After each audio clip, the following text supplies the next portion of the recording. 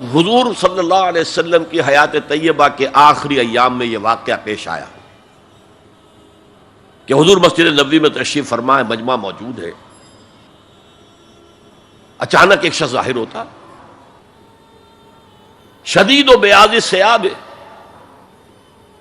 شدید و سواد شعر، اس کا لباس انتہائی سفید صاف، کوئی اس پر دھبا نہیں، داغ نہیں، میل نہیں، بال انتہائی سیاہ چمکدار، گرد آلود نہیں، ولا یعرفہ احد منا، اور ہم میں سے اسے کوئی پہچانتا بھی نہیں تھا، کسی بھی ریت سے خاک سے بالکل آلودہ ہوئے بغیر بال ہیں، تو شاید یہ مدینے کا رہنے والا ہو، تو مدینے والوں میں سے کوئی تو ہوتا کہ جو اس کو جانتا پہچانتا، کوئی نہ کوئی تو گریٹ کرتا اس کو مجمع میں، آؤ آؤ ادھر آ جاؤ، میرے پاس آ جاؤ، کوئی نہیں۔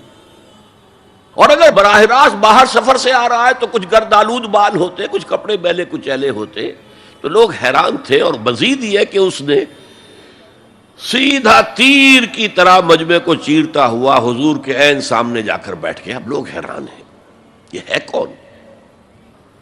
اس کی یہ جرت، یہ جسارت، اور اس طرح دو زانو بیٹھا کہ حضور کے گھٹنوں کے ساتھ اپنے گھٹنے جوڑ دیے اور حضور کی رانوں پر اپنے دونوں ہاتھ رکھ دیے۔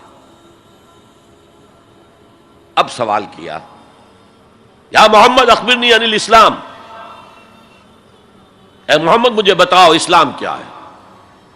حضور نے فرمایا وہی جو میں ابھی آپ کو حدیث سنا چکا ہوں، الاسلام ان تشہد اللہ الہ الا اللہ وان انا رسول اللہ وان تقیم الصلاۃ وتؤتی الزکاۃ وتصوم رمضان وتحج البیت ان استطعت الیہ سبیلا۔ پھر کہا اخبرنی عن الایمان۔ لیکن یہ کہ ان روایتوں میں بھی اس کو روایت کرنے والے بہت سے صحابہ ہیں، عبداللہ ابن عمر بھی ہے، حضرت عمر خود بھی ہیں رضی اللہ تعالی عنہما، ابو ہریرہ بھی ہے، عبداللہ ابن مسعود بھی ہیں، کیونکہ ایک مجمع میں واقعہ ہو رہا تھا نا، تو مجمع کے اندر تو بہت سے لوگ سن رہے ہیں۔ اگرچہ جیسے آج بھی ہوگا کہ میں جو بات کہہ رہا ہوں آپ میں سے بہت سے حضرات میری ساری بات سن کر اگر کہیں جا کر رپورٹ کریں گے تو ان کی باتوں میں اختلاف ہو جائے گا، لہذا اس حدیث کی روایت میں اختلاف ہے۔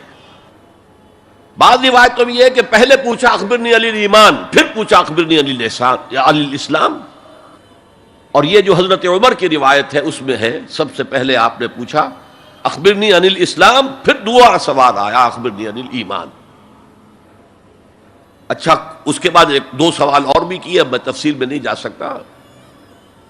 پھر وہ شخص چلا گیا، حضور نے کہا ذرا اس کو بلانا واپس، تو دیکھا تو کہیں بھی نہیں، زمین کھا گئی، آسمان اچک کر لے گیا، اللہ جانے۔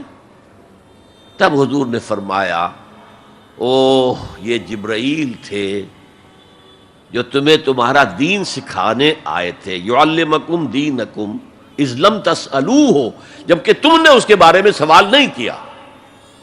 اور یہ پہلی بار ہے کہ میں جبرائیل کو پہچان نہیں سکا، انسانی شکل میں وہ آئے اور میں پہچان نہیں پایا، ورنہ اکثر حضرت دہیہ کلبی کی شکل میں آتے تھے، انسانی صورت میں جب بھی حضرت جبرائیل آتے تھے۔ حضرت دہیہ کلبی جو ہے وہ بہت ہی حسین جوان رانا، ان کی شکل میں آتے تھے۔ بہرحال یہ اتنا اہم مسئلہ ہے کہ اس کو کلیئر کرنے کے لیے کہ دودھ کا دودھ پانی کا پانی علیحدہ ہو جائے، ایمان کیا ہے، اسلام کیا ہے، دنیا کا نظام اسلام پر ہے، ایمان پر نہیں ہے، آخرت کا معاملہ ایمان پر ہے، اسلام پر نہیں ہے۔ کوئی شخص مسلمانوں کا بہت بڑا قائد ہو، بہت بڑا لیڈر ہو، لیکن ہو سکتا ہے آخرت میں زیرو ہو۔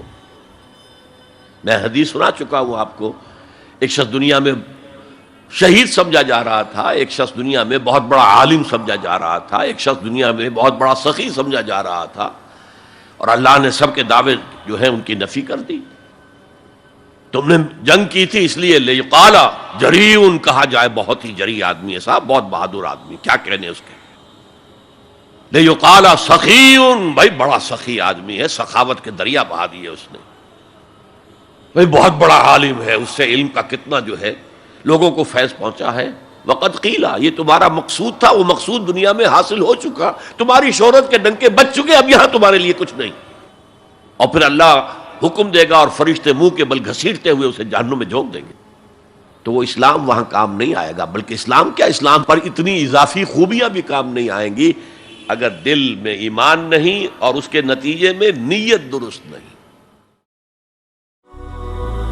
هي الحلقات تحفظني بآيات من القرآن، هي الحلقات تملأني بحب المصطفى العدنان.